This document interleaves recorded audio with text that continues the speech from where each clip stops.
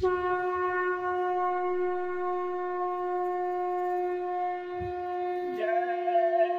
गुरुदेव। जय गुरुदेव।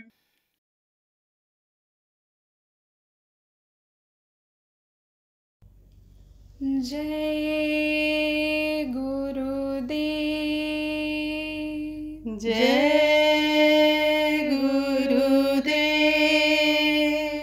निराली है सत्य गुरु ये लीला तुम्हारी। निराली है सतगुरु ये लीला तुम्हारी।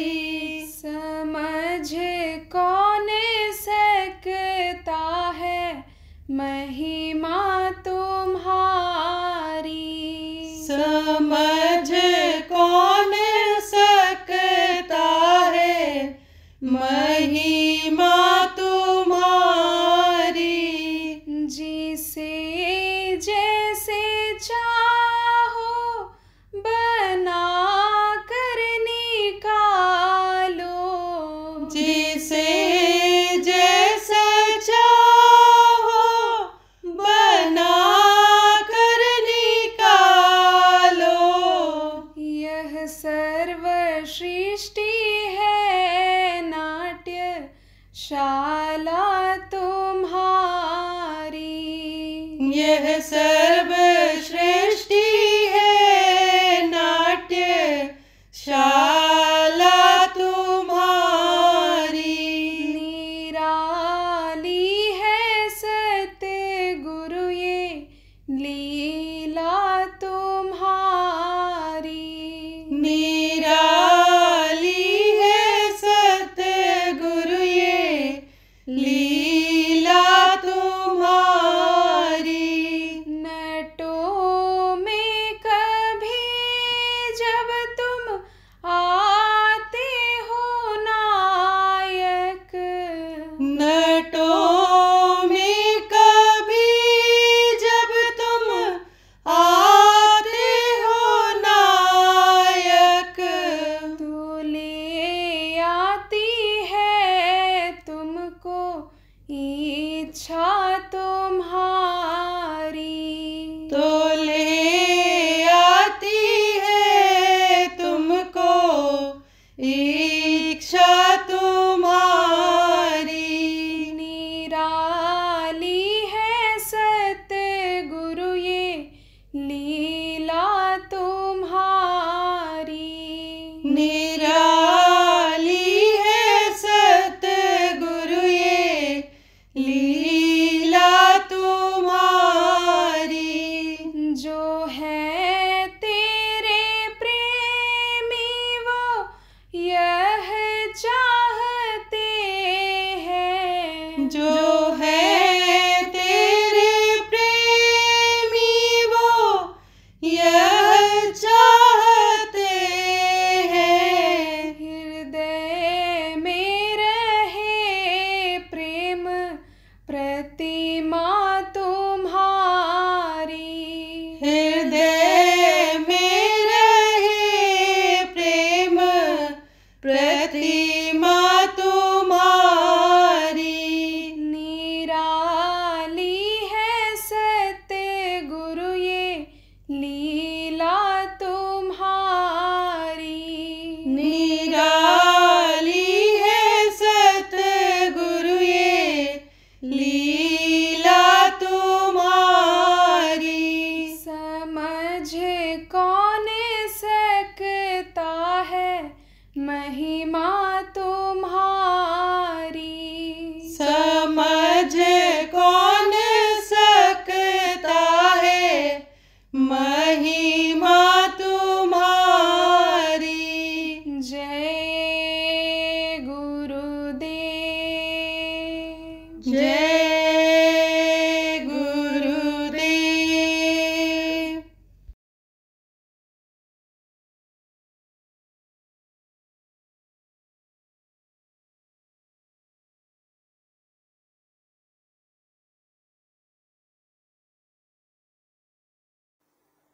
कबीर साहब ने कहा ना कि मांस मछलियाँ खाते हैं और सुरा से करते हैं और वे नर नर कहीं जाएंगे माता पिता समेत।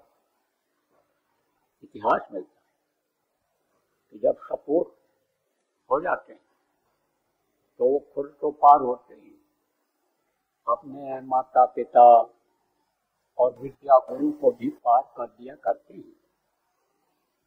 सपूत किसको कहते हैं? कहते हैं लीक लीक कायर चले, लीक चलें कपूत और लीक छाड़ तीनों चलें सायर सिंह सपूत। ये किसको कहते हैं? रास्ते को। कच्चा रास्ता होता था, सड़कें तो आज थी नहीं। तो ये जो उन्होंने कहा है बहुत पहले कहा है, जब कच्चा रास्ता होता था तो कच्चे रास्ते पर चलने वाली सवारी हो चाहे बैलगाड़ी हो चाहे आदमी में उसको लीक कहते थे। तो कहते हैं जो लीक को देखते हुए चलता है, लीक पर चलता है, तो लीक लीक कायर चले। कायर किसको कहते हैं? कि जो अपना स्थान नहीं बना पाते, दूसरे के सहारे रहते हैं और जब हारने लगते हैं तो हाथ उठा करते हैं, सरेंडर कर देते हैं, तो वो कौन होते हैं? कायर होते हैं। लीक लीक कायर चलें, लीक चलें कपूत। सपूत किसको कहते हैं? उनको कहते हैं जिनके बारे में बहुत से लोग कहते हो बच्चों और बच्चियों, लड़का बिगड़ गया, लड़का शराबी हो गया, लड़का बात नहीं मान रहा है, लड़का घर से निकल जाता है, लड़की बात नहीं सुन रही, शादी करने के लिए नहीं तैयार है जहाँ मैं चाहता हूँ चाहती हूँ। वो क्या होते हैं? कपूत हो जाते हैं। और सपूत किसको कहते हैं? लेक छाल तीनों चले। इन रास्तों को छोड़ करके जो चलता है, जैसे शेर है, शेर रास्ता नहीं खोजता है, जिधर चल पड़ता है चल पड़ता है। शायर होते हैं, शायरी करने वाले, कविता लिखने वाले, दूसरे की कविता की नकल नहीं करते हैं। जब कब सम्मेलन होता है, जवाबी सम्मेलन होता है कि एक आदमी ने प्रश्न किया और दूसरे ने उत्तर दिया उसी कविता में, तो तुरंत वो दिमाग में लिख डालते हैं या कागज पर लिख डालते हैं, फिर वही उसका पढ़ करके कविता में ही जवाब दे देते हैं। कीर्तनकार होते हैं, जवाबी कीर्तन होता है, उसी लय पर उसी तरह की बातों का जवाब दे देते हैं। तो शायर सिंह सपूत। तो सपूत कौन होते हैं? जैसे बहुत से लोग आप फंसे हुए हो, कहाँ फंसे हुए कि पिताजी कहते थे या पत्थर धो करके पियो तो मुक्ति हो जाएगी, दादाजी कहते थे तीर्थों में जाओगे, नदियों में स्नान करोगे तभी मुक्ति मोक्ष मिलेगा। कोई कहता हमारे घर में देवी को खुश किया जाता था, बलि चढ़ाई जाती थी, देवता को खुश किया जाता था, मुर्गा भैंसा बकरा चढ़ाया जाता था। तो वो क्या कर रहा है? उसी लीक पर ही चल रहा है। तो सपूत कैसे बन सकता है? उस लीक को छोड़ना पड़ेगा और ये रास्ता अपनाना पड़ेगा, संत मत का रास्ता जो सीधा सरल है, जिसमें कोई दिक्कत नहीं, जिसमें कोई बाधा नहीं, उसको अपनाना पड़ेगा, तब तो वो पार हो पाएगा। तो लीक लीक कायर। सपूत कौन होता है? सपूत वो होता है कि जो भूलता है सब चीज को और आगे बढ़ने की अपने हिम्मत पर कोशिश करता है। जो अपने हिम्मत पर आगे बढ़ने की कोशिश करता है उसको साथी मिल जाते हैं, उसको प्रेम करने वाले मिल जाते हैं। जैसे देखो कुछ बच्चे स्कूल में बड़े तेज होते हैं, जो बच्चे तेज होते हैं मेहनत करते हैं, मास्टर जी ने बताया और उसको वही याद कर लिया। मास्टर जी लोग कहते हैं कि ध्यान लगा करके देखो, ध्यान लगा करके सुनो, तो उसको जब सुनते हैं देखते हैं तो वही याद हो जाता है। और जब लौट करके आते हैं और उसी को दोहरा लेते हैं तो पूरा याद हो जाता है। फिर कल जो पाठ पढ़ाया जाने को होता है उसको भी कुछ न कुछ याद करते हैं। तो जिसको वो याद कर लेते हैं, मास्टर जी लोग पढ़ाते हैं और कहते हैं ये सवाल हल करके ले आओ, तो वो उसी समय फटाफट हल करके दे देते। तो मास्टर उनसे क्या करते हैं? प्यार करते हैं। मास्टर उनको आगे बढ़ाने की कोशिश करते हैं तो ऐसे बच्चों को मास्टर जी लोग अपने घर पर भी बुला लेते हैं, वहां भी पढ़ाते हैं कि ये टॉप कर जाए, ये आगे बढ़ जाए। ऐसे ही आप ये समझो, उनको लोग मिल जाते हैं। किसको मिल जाते हैं? जो हिम्मत करता है, मेहनत करता है, उसको समर्थ गुरु मिल जाते हैं और वो इस भवसागर से पार करने का रास्ता दिखा करके, चला करके उसको पहले पार कर देते हैं और फिर उसके अंदर शक्ति आ जाती है। तो माता पिता कुल गुरु को कितने संतों ने पार कर दिया। इसी तरह से ये जहन्नुम में ले जाने वाले, नरकों में ले जाने वाले, जो ये खाने पीने वाले लोग होते हैं वो सब समझो के ले जाते हैं। मांस मछलियाँ खाते हैं और सुरा से कर है। सुरा किसको कहते हैं? शराब को, नशे को। शराब जैसा कोई भी नशा हो सब उसी में आता है। शराब, कबाब, शबाब, ये सब क्या है? जो शराबी होता है वो समझो यानी उसका शरीर जब सूखने लगता है, जब अंदर से शक्ति कम होने लगती है, तब लोग कहते हैं मांस नहीं खाओगे तो तुम्हारी आंतें खराब हो जाएंगी, ये लीवर खराब हो जाएगा, तो तुम्हारी ये खालें सिकुड़ जाएंगी, जवानी खत्म हो जाएगी, तो मांस खाने लगता है। और शराब और मांस से क्या मांगता है? शराब जिसको सुरा कहते हैं, और ये जो गोश्त है शराब कबाब जिसका बनता है, तो शराब कबाब क्या मांगता है? शबाब। औरतों की पहचान खत्म कर देता है, माँ बहन की पहचान खत्म कर देता है, सबको अपनी औरत ही समझने लगता है, अपनी बच्ची को भी औरत से समझ बैठता है। तो कबीर साहब ने कहा ऐसे लोगों को क्या होता है? ऐसे लोगों को माता पिता सहित नर्क जाना पड़ता है। देखो, दया सबसे पहले जरूरी है। दया लोगों की खत्म होती चली जा रही, उसका क्या कारण है? कारण यही है, अन्न का दोष, श्रम का दोष, अष्टांग का दोष लगता है, वो जीव दोषी हो जा रहा है, जिसकी वजह से दया भाव खत्म हो रहा है। दीनता खत्म हो रही। कोई छोटा बनना चाहता है और हमसे भी दुबला पतला हो, लेकिन वो बॉडी बिल्डर बनता है। कैसे? शरीर से चाहे कुछ नहीं कर पाए, लेकिन बातों की मार मारता है कि बोलना मत, चाहे वो एक आध थप्पड़ लगाई दे, लेकिन छोटा बनना चाहता है, कहता देखो बस अब हाथ मत उठाना, हमें तो समझ लेना अच्छा नहीं होगा। मार खा रहा है लेकिन छोटा नहीं बन पा रहा है। तो आ गया कहीं भागे मर्द तो कहीं मारे मर्द। मर्द किसको कहते हैं? बहादुर को मर्द कहा जाता था पहले, तो कहीं भाग जाता है वो भी अन्य शब्दों मर्द कहलाता है, और जो मार के जाता है वो भी मर्द कहलाता है। जान बड़ी प्यारी होती है और जान बचाना जरूरी होती है।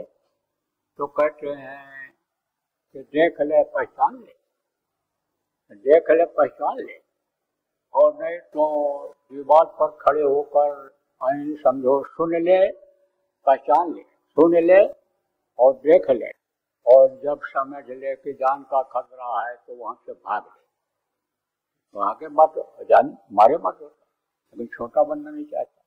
तो जो छोटा बनना नहीं चाहता है तो दो चीज इकट्ठा नहीं रह सकती है। दो बड़े कैसे एक जगह पर इकट्ठा रहेंगे? एक कुर्सी पर दो अधिकारी कैसे बैठेंगे? वो अलग अलग कुर्सी होती है, एक छोटा रहेगा एक बड़ा रहेगा। तो ये छोटा और बड़ा तो ये हमेशा से रहा है। तो पांचों उंगलियां ये बराबर नहीं होती हैं, कुदरत ने ही ऐसा बनाया है छोटा और बड़ा। तो बड़े से कैसे मिल पाएगा? बड़ा कौन होता है? जो सबसे बड़ा होता है वही बड़ा माना जाता है। तो कहा साहब सबका बाप है, बेटा काहू का नाय, और बेटा होकर जो जन्मे तो साहब ना। साहब जो है वो इधर जन्मने मरने के लिए नहीं आता है, साहब ने ही ये सब कुछ बनाया है। जिसको अपने लोग जो प्रभु कहते हैं, जिनको लोगों ने अलग पुरुष कहा, जिनको लोगों ने यानी समझो यानी दयाल पुरुष कहा, वही सब यहाँ नहीं आते हैं, इस धरती पर जन्म नहीं लेते, लेकिन वहीं से सब चलाते रहे। और उनसे जो लोग निकले हुए हैं, जो उनसे जो निकले हुए हैं, जिसमें छोटे बड़े का जो से भेद रहा है, जैसे कोई छोटा बच्चा है, कोई बीच का बच्चा है, कोई एक और उससे भी है तीसरे नंबर का, फिर कोई चौथे नंबर का है, किसी किसी के 4 बच्चे होते हैं, कहते हैं ये छोटा है, ये मंझला है, ये समझला है और ये बड़ा है। ऐसे उनकी तरफ से भी हैं, ये जितने भी हैं सब उन्हीं ने बनाया है, वो सबसे बड़े हैं। तो अब सबसे बड़े और आदमी बड़ा बने तो दोनों बड़े कैसे रह सकते हैं? उसको अगर पाना है, उसका अगर दर्शन करना है तो प्रेमियों छोटा तो बनना पड़ेगा। कहते ना, बड़ा भया तो क्या भया, जैसे पेड़ खजूर और पंछी को छाया नहीं, फल ला गए अति दूर। पेड़ होता किसका? खजूर का। तो उस फल को आप नींबू की तरह, आम की तरह, पेड़ की तरह ले सकते हो तोड़ करके? नहीं, या तो चढ़ के जाओ, और या तो जब नीचे गिरेगा तो टूटा फूटा खाओ, बिगड़ा हुआ मिट्टी लगा हुआ खाओ। तो ऐसे कहते हैं, ऐसे पेड़ से क्या फायदा? देखो प्रेमी, पूर्णिमा की चंद्रमा होती है तो उसको कोई प्रणाम करता है? दोपहर में सूर्य निकलता है तो उसको कोई प्रणाम करता है? नहीं करता है। डूबते हुए सूरज को कोई देखता है, प्रणाम करता है? कब करता है? जब वो बादलों के बीच में छिपने लगता है, जब ये होता है कि अब इसका दर्शन होना सूरज का बंद हो जाएगा, अंधेरा हो जाएगा, तब प्रणाम करता है। जैसे सूरज निकलने लगता है ऐसे लोग प्रणाम करते हैं सूरज को। इसलिए करते हैं, इसलिए करते हैं कि हे सूर्य देवता, हमारे ऊपर दया करना, हमारा दिन का ये समय बहुत अच्छा निकले। सुबह जब उठते हैं तो धरती माता को प्रणाम करते हैं, धरती को छूते हैं, करते हैं, किस लिए? हमारा दिन अच्छा निकले। आपके ऊपर हम चलेंगे, हमसे अगर कोई गलती भी बन जाए तो हम माफ कर दें, क्योंकि गलती करते हैं ना लोग। किसके लिए करते हैं? जैसे प्रकृति ने जो बनाया, पहाड़ बना दिए, प्रकृति ने धरती सारी चीजें बनाई, लेकिन इसी को खोद खाद डाल रहे हैं, क्योंकि बड़प्पन है धरती की, खोद खाद धरती से है, खाद फूड बन रहा है। कुटिल वचन साधु सा है और उन साधु तो बर्दाश्त कर लेती है। तो प्रणाम करते हैं लोग। और शाम को डूबते सूरज को क्यों प्रणाम करते हैं? कि हमारा रात ठीक से अच्छा से बीत जाए, शांति से मैं सो जाऊं, सपने ना हमें परेशान न करें, तो ऐसी बात ना आ जाए कि मुझको उठ करके भागना पड़े, इसीलिए प्रणाम करते हैं। लेकिन बहुत दोपहर के सूरज को या पूर्णिमा के सूरज को कोई प्रणाम करता है? नहीं करता है। किसको करता है? द्वितीया के चांद को। इसीलिए कहा गया सबसे लघुताई भली, और लघुता से सब होए, और जो द्वितीया के चांद का शीश नमन सब होए। द्वितीया के चांद को सब शीश झुकाते हैं, प्रणाम करते हैं। और ये देखो इस्लाम धर्म के मानने वाले 30 दिन जब रोजा रह जाते हैं, काया को कष्ट दे देते हैं, और उसके बाद में जब चंद्रमा को प्रणाम करते हैं, जो देखो आप समझो कि कहाँ से अली समझो कि उनको ज्ञान हुआ था किसको? हुजूर मोहम्मद साहब को। और चंद्रमा का देखो कहीं कहीं इन लोगों पर ऐसे द्वितीया का चंद्रमा बना रहता है, उसको बहुत महत्वपूर्ण मानते हैं। तो ऐसे ही समझो कि वो तो द्वितीया के चंद्रमा को देख करके ही अपना व्रत तोड़ते हैं। ये जो कोई चतुर्दशी है और ये सब ये जो और तिथियां होती हैं ये हिंदू धर्म में, जब चंद्रमा को देख लेती हैं ये बच्चियां माताएं, तब अपना व्रत तोड़, चाहे चौदह चौथ, चाहे कौरबा चौथ हो, चाहे अन्य चीज त्योहार हो, आपके देखो सब व्रत तोड़ती हैं। तो कहने का मतलब यह है कि डूब खो विकीत हो, देखो ये डूब अब हरी हो जाएगी, बारिश हो गई, लेकिन यही बरसात में जो बड़ी बड़ी डूब थी, बड़ी बड़ी घास थी, वो सब जल गई, लेकिन जो डूब घास थी जली नहीं, बरसात में। तो नानक नन्हे होए हो, जैसे घास में डूब, और घास जल जाएंगी और डूब खूब की खूब। इसलिए छोटा बनना जरूरी रहता है। देखो छोटे और बड़े की ये मर्यादा किसने बनाया? ऋषि मुनियों ने बनाया था। बच्चों को सिखाया था, बहुत मर्यादा थी। कोई बच्चा जवाब देता था? कोई जवाब नहीं देता, कोई कुछ नहीं कहता। पूरे आदेश का पिता माता का पालन करता था, प्रेम रखता था और घर से कोई निकालता था। लेकिन यही खान पान का असर हो गया। खान पान के असर से चरित्र गिर जाता है। चाल चलन खराब जब होने लग गया तो हर कोई परेशान हो गया।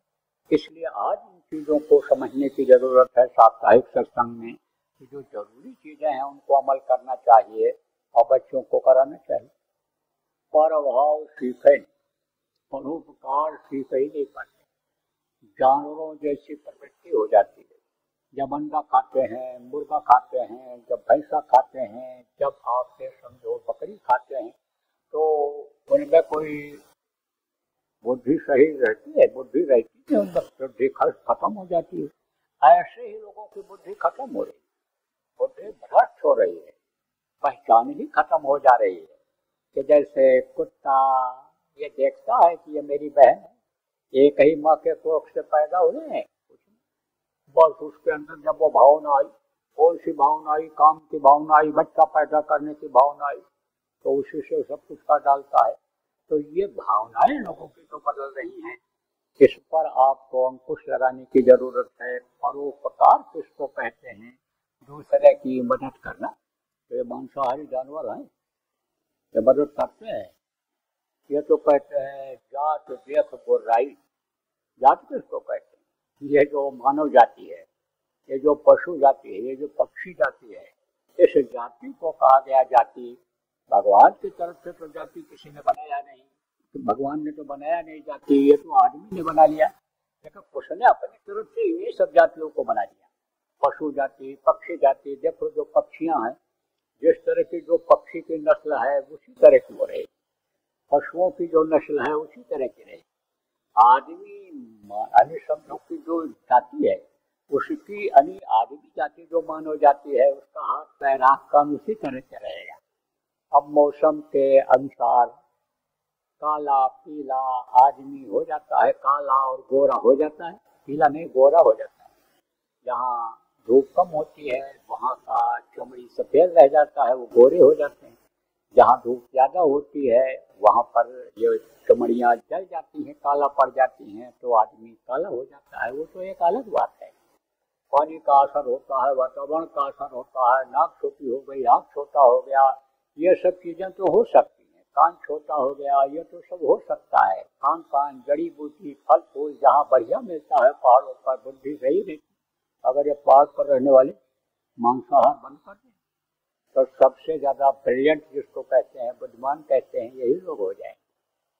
टीबी के मरीज को ले जाते हैं उधर, वो आपके धर्मशाला, तो हम लोग गए थे उधर प्रचार में, गुरु महाराज ने भेजा था, तो बताया लोगों ने कि ऐसा स्थान कि दिल्ली से टीबी के मरीज जो नहीं ठीक होते हैं यहीं ला करके उनको 6 महीने के लिए छोड़ देते हैं और धीरे धीरे वो ठीक हो जाते हैं। ऐसा वातावरण का असर होता है। तो वो शरीर पर ये भले आ जाए, लेकिन जो भी उसने जाति बनाई, एक देश से बनाई, पशु जाति, पक्षी जाति, मानव जाति, ये सब जाति। तो कहते हैं जात देख बुराई। कुत्ता क्या होता है? कुत्ता एक जाति है, एक मांसाहारी जानवर है। देखो ये शेर होते हैं, मांसाहारी होते हैं, शेर से लड़ जाते हैं।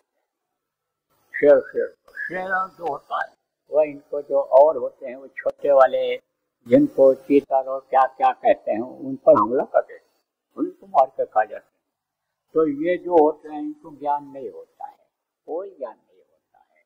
ये परोपकार नाम की चीजें ही नहीं जानते, परोपकार नहीं कर सकते हैं। अब देखो प्रेम, ये दया दीन उपकार जिसको कहा गया, ये बाहर से भी होता है और अंदर से भी होता है। अब बाहर का उपकार अगर कोई नहीं सीख पाएगा तो अंदर का उपकार क्या सीखेगा? मोटी बात बताओ आप। देखो बड़े, बच्चों को सबसे पहले क्या सिखाते हैं? बच्चे को अगर ठंडी के महीने नंगा कर दो, अरे तो घर छोड़ के भगेगा, जल्दी पकड़ नहीं पाओगे, इतनी स्पीड ले लेगा। तो उसको क्या सिखाते? पहले कहते हैं अच्छा हाथ दो। अब हाथ में वो ठंडा पानी बर्दाश्त कर लेता है, फिर कहते हैं अच्छा पैर दो। पैर जब बर्दाश्त दो, एक आदमी ये सिखा दें तब उसके बाद कहते अच्छा कपड़ा उतार दे, नहला दे। तो कपड़ा जब उतारता है तब आपके समझो वो ठंडा लगता है, चिल्लाता कूदता तो है, लेकिन वो भी जब बर्दाश्त कर लेता है तो वही बच्चा अपने आप जाता है, नहाने लगता है, उसकी आदत बन जाती है। ऐसे बाहर से पहले इसको सिखाना पड़ता है कि दया। अब दया को जब समझने लगेगा तब फिर ये सत्संगों में बताया जाएगा कि भाई अब अपने जीवात्मा पर दया करो, और नहीं तो ये फंस जाएगी। और जीवात्मा है कहाँ, ये बताया जाता है जैसे मनुष्य शरीर के अंदर में है, और ये मनुष्य शरीर एक दिन छूट जाएगा। इसको जो चलाने वाली चीज है ये कैसे आनी जाएगी, जैसे काल ये हतन ऐसे जाएगा जैसे कीट पतंग जैसा हवा में उड़ जाता है, क्या उड़ जाता है। आप ये समझो ये जो होता है रंग पतंग, रंग पतंग रंगीन होता है, तो 3 रंगों का होता है, तो वो हवा में उड़ जाता है।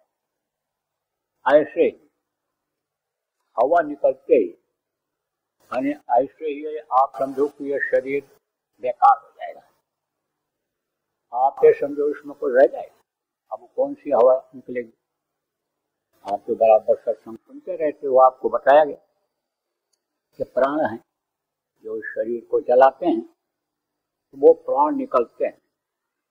हवा कहते हैं ना इनकी निकल गई, समय आता है, समय से आप समझो कि वो निकल जाता है। तो जब निकल जाता है तो प्राण कहाँ जाता है, हवा, हवा में मिल जाता है। 5 तत्वों से ये शरीर बना है, तो जल जल तत्व में मिल जाता है, पृथ्वी पृथ्वी तत्व में मिलती है, और वायु वायु में मिलता है, आकाश आकाश में मिलता है। तो ये वायु वायु में समझो कि हवा, तो ये जो प्राण है हवा में मिल जाता है। और जैसे ये प्राण निकला कैसे इसकी कोई कीमत रह जाएगी, कोई कीमत नहीं रह जाती है, आराम से गिर जाता है।